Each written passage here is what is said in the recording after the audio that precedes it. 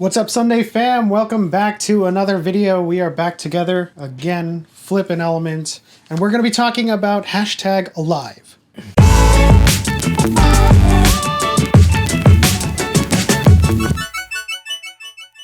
Do you think this movie lives up to any expectations to the likes of Train to Busan or even Kingdom series on Netflix? No, but it's still a good watch. Here's why you should watch hashtag alive. The zombie genre. Is it like a moot point at this point? Like to cover all of the tropes and all of the things that we expect from it? Like, do you watch a new zombie movie and you're like, how is this going to be different? Not really, because if you are a fan like me in terms of, just watching a good zombie flick, then no, like you watch a zombie flick because it's one of your guilty pleasures, right? Like, yeah, we like to romanticize that era where it would be really, really rough to be in that apocalypse. But we all romanticize it. We all get our canned goods. We all get our bows and arrows and our swords and we prepare for it. I guess that's why we like to watch it. Yeah, we've seen it all at this point, right? Like, I think for me, Train to Busan is at the very top because of just how the characters were well developed and the story was executed. And hashtag alive has a different formula where it's very relevant to the times that we're living in right now, the pandemic, the virus, the lockdown. And so that's one of the biggest things that I found that was very good in this movie was how well it depicted the life that we're living right now. Yeah, and especially when I go into these movies, and as I said earlier in my intro, that like we're kind of desensitized to the formulaic zombie movie where you have your group of survivors and you have a specific goal or a specific obstacle for them to overcome. In this one, I was expecting that, but it was a breath of fresh air in a way that it kind of turned the formula on its head, and it just gave us one character at first. Yeah, one character who wakes up. He's supposed to be a prolific gamer, Junwoo. Junwoo. One character, Junwoo. Just say Junwoo.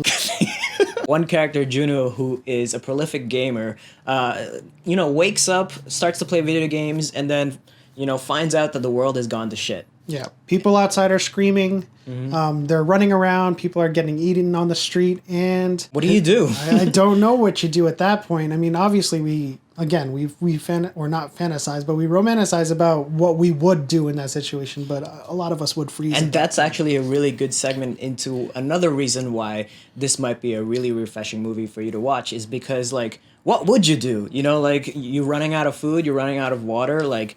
The first thing I would do that was depicted in this movie is to go into my alcohol cabinet and just start drinking all of my good stuff because there's no point in saving them anymore. But like it really did a good job in terms of, showcasing what that isolation looks like or even feels like, what mental health, what the burdens in your mind can go through when you're by yourself going through, and like how you can imagine a zombie apocalypse would go. And absent a long form storytelling format, it does a really good job of portraying this kind of isolation or insulation where it's just one person kind of dealing with this scenario where, the usual take is a whole bunch of people, maybe a family or just a group of survivors. And in this case, in particular, it's Junwoo and Kim Yoo-bin who kind of meet in a very odd way across from each other in an apartment complex.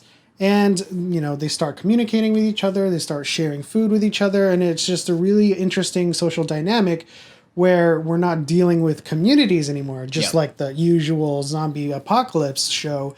We're dealing with two people who are struggling with the isolation of not knowing whether or not they're going to survive this ordeal. And they find comfort in each other, right? Like when the times are just so desperate, you find that human connection, and then, they uplift each other. Exactly. And then the themes of survival or their will to survive gets even bigger. Their bonds create that stronger like will to survive. And then the rest of the movie kind of takes care of itself. It's another reason is that these are normal people. They're not Yeah. romanticized like what we've been saying. Like it's not Rick Grimes with his Smith and Wesson or Daryl with his crossbow, but it's Juno with literally a golf club Yeah. and Kim with like a small axe. Yeah, right? or Like, that was like it was a climbing pick, but at first it was a small axe, and I made this joke that she had a small axe to grind. But yeah, normal people in this, larger than life situation that they're being put in, and they kind of lean on each other. They motivate each other to survive, and like you don't typically see that kind of situation in the zombie apocalypse. Obviously, we've had all of the classics where it's just a group of normal people, but of course it's just a group. But this one is super focused and hyper honed in on just these two people. And of course, I mean, if I were to kind of critique this movie in a way, it kind of there's kind of a red herring or a straw man where it's kind of like a micro problem in the grand scheme of things that I don't think was needed. I mean, and if you guys give this movie a shot, you'll probably know what I'm talking about when it happens. But yeah, overall, the movie was enjoyable. They portrayed that isolationism or that kind of insular story really well between two people who were just trying to survive. And before we get too old and cynical, there are some minor details in this movie that we could forgive because this is a guilty pleasure of ours, and the zombie apocalypse genre is many, right? And so #Alive has these comedic moments where you kind of laugh out loud every now and then you're just kind of like, that's kind of funny, but like, okay, fine. It's part of the story. Yeah, it's par for the course for any kind of zombie apocalypse movie. It's been gaining steam with movies like Zombieland, where you just don't take yourself seriously and you kind of make jokes along the way.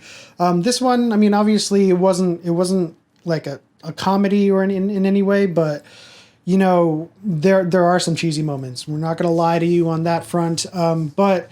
Again, easy to forgive, right? And the one redeeming factor of this movie that kind of propels it forward in a recommendation slot for us is the angle.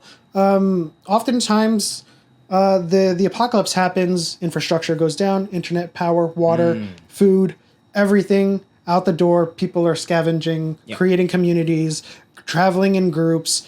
This one, the power's still there.